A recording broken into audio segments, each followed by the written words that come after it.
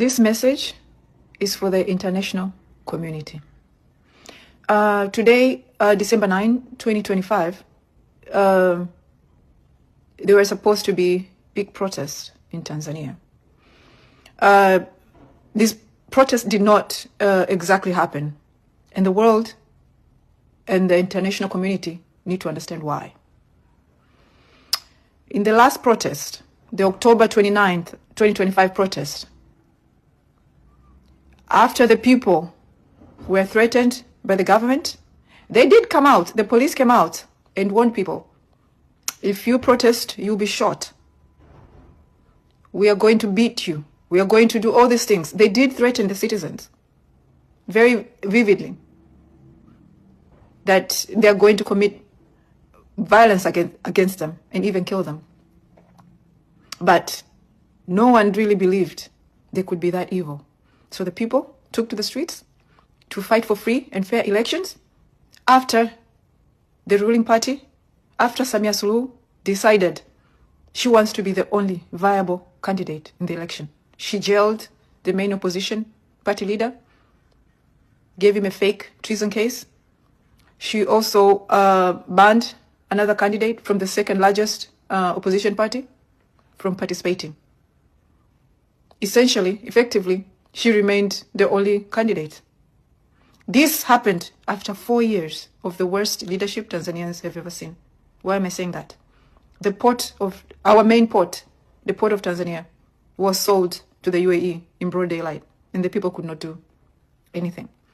The people of Tanzania, in the last couple of years, have lost their right to elect their president, to elect their parliament, to elect the ruling party. They have lost, like, their votes do not count anymore. Right now, it's pretty much the government that puts itself in power.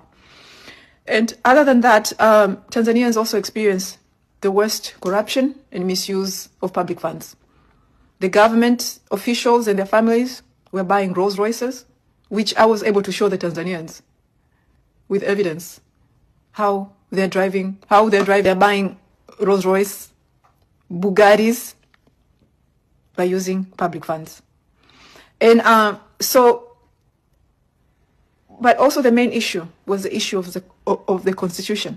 The constitution in Tanzania is very outdated, and it only favors the main party to keep them in power.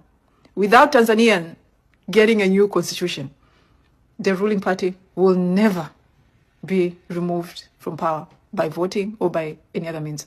Why am I saying that? First of all, according to the Tanzanian constitution, election results cannot be contested in court.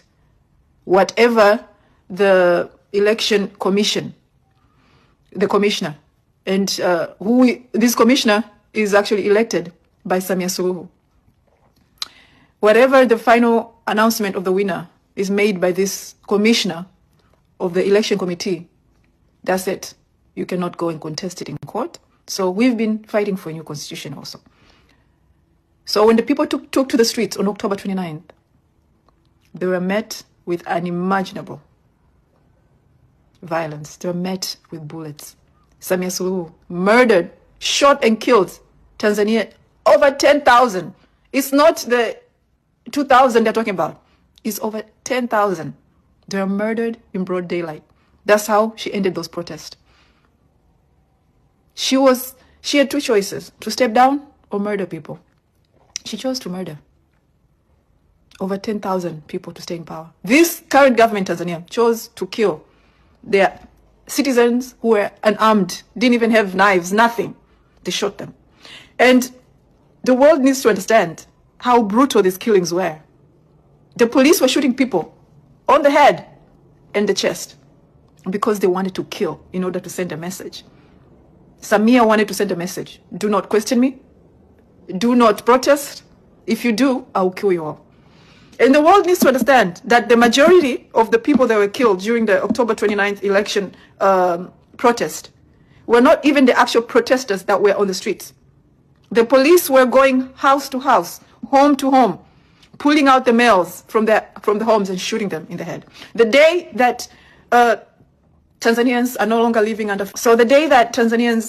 living in fear, and world journalists and media houses are able to go into Tanzania and speak to the people of Tanzania, they will tell you these horror stories that I'm telling you right now. Samia Suluhu was sending police into people's homes, and they were pulling out the males, the young males, and shooting them in the head just to send a message of fear. This is what happened when Tanzanians try to fight for their rights. This is what happened to them. And the world is just watching, issuing statements, but that is not enough. That is not enough. The Tanzanians now need help. We need your help. We're going to keep fighting. But there's only so much fight we can do against people who are coming at us with machine guns, with AK-47s. They're coming at us with all these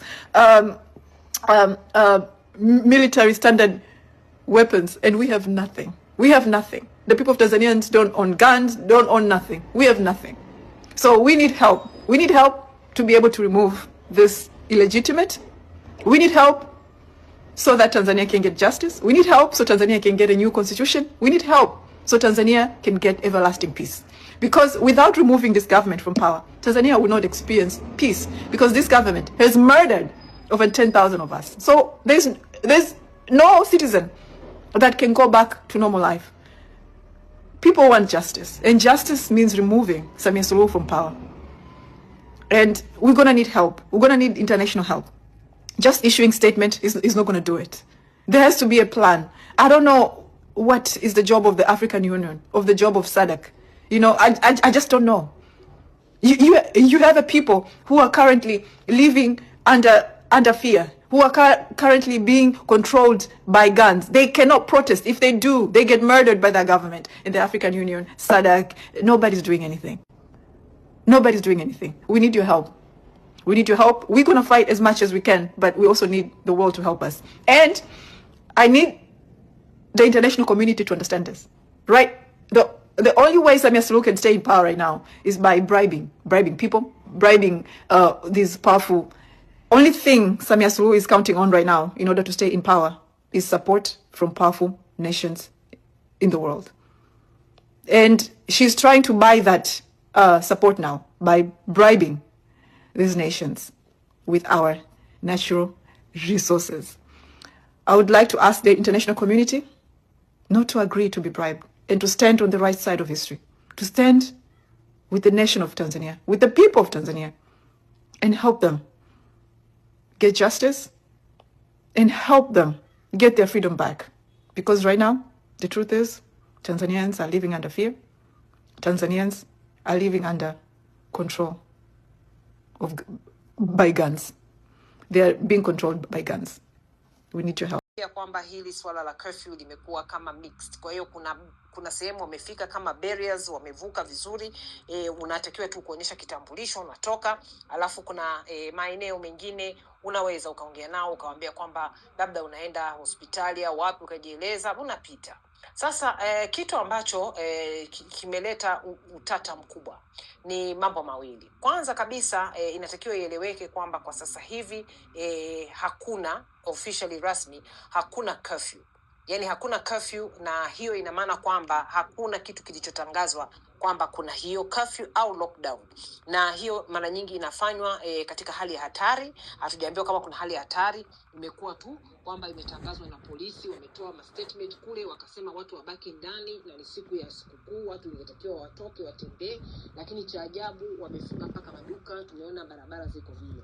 Na wale ambao wametoka, hata ambao walikuwa waendi kuandamana, kuna watu walikuwa wametoka tu kwenye shughuli zao wakatembeleane, walikuwa wameweka vizuri ID zao, wamekutana na hiyo hali ya kwamba wameambiwa warudi wakae ndani. Swali linakuja kwamba ni kwa nini hivi sasa tuna hali hiyo ya kuwa occupied, na tunakuwa occupied na jeshi na polisi. Kwa hiyo hili swala nadhani inatakiwa, kama nilivyokuwa nimesema hapo awali, ninahitaji sana kupata input kutoka watu mbalimbali wanasheria, kwa sababu clearly kile ambacho kilikuwa kimesemwa na Umoja wa Mataifa haikikufuatwa. Kwa maana gani? Umoja wa Mataifa ilikuwa imesema wazi kabisa kwamba watu wanatakiwa kuruhusiwa wawe na freedom of assembly, lakini kuna kwenye freedom of assembly ili watu wapate uhuru wa kukutana, kuna freedom of movement. Sasa walichokifanya leo, na ndio maana mimi nacheka watu ambao wanataka kama kupata victory, yani wanataka kutangaza ushindi kwamba hakukuwa na maandamano.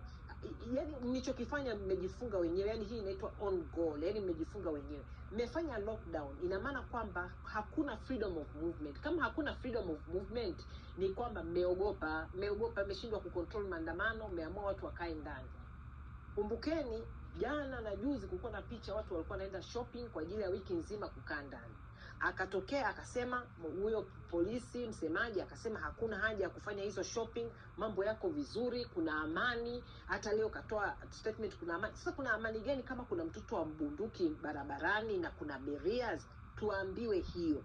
Mimi ambacho naona ni kwamba actually officially hii serikali haramu ya Samia Suluhu ime lose control of the country. Pale ambapo unaweka hizo barriers, hiyo wanaweka wale ambao wanakuja kushika kwa nguvu madikteta, na wanakuwa na wasiwasi wa kupinduliwa. Kwa hiyo wanatoa majeshi yanatembea. Lakini kama umechaguliwa na watu milioni 32 kama unavyodai, umepata 97% ya kura, atueleze kwa nini watu wamefungiwa ndani. Kama nyie kweli mnasema kwamba mna taarifa sijui ambazo mlikuwa mnaziposti, hizo taarifa zimewafikisha wapi? Hakuna. Sawa.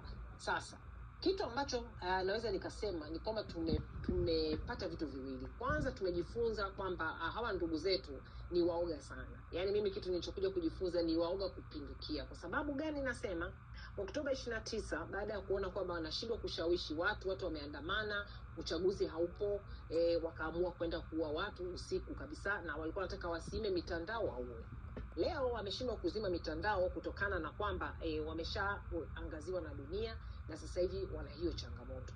Lakini sasa shida inakuja, kama hamjazima mitandao, simuache na watu watembee. Hapana, wameshindwa kuacha watu watembee. Mimi narudia tena, yani chawa ambaye anakuja kucelebrate kwamba eti hawajaona watu wanakiandamana barabarani, atueleze kwamba kwa nini watu walikuwa hawaruhusiwi kutoka nyumbani. Lakini pamoja na hayo, sio kwamba watu wako barabarani, watu wapo, na nimeshawasiliana na wengi tu. Wamenitafuta kutokana kwamba mazingira yalivyo, kuna ufuatiliaji katika maeneo mbalimbali, ikiwemo hata kwa doria ile ya mitandao wanaita. Sasa tulivyoshtukia, kwa sababu tulikuja kupewa taarifa namna ambavyo wanafuatilia hizi nyenendo, basi tukaamua kwamba sasa tuje na strategy nyingine ambayo itakuwa ni kwa njia ya kuwasiliana, kwanza kwa DM, lakini baadaye tutafungua group nzuri tu ambayo kila mtu ataweza kuwa part of that group.